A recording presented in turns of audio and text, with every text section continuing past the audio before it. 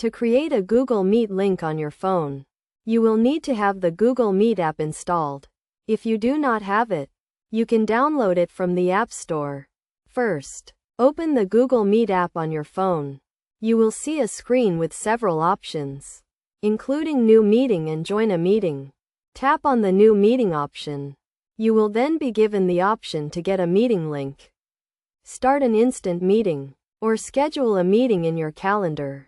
To create a Google Meet link, tap on the Get a Meeting Link option. Google Meet will then generate a meeting link for you.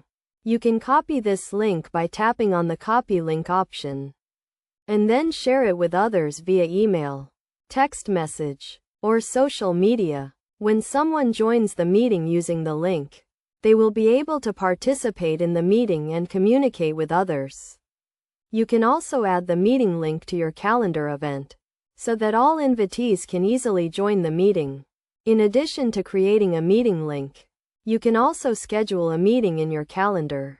To do this, tap on the Schedule a Meeting option, and then select the date and time of the meeting. You can then add invitees and a meeting link to the calendar event.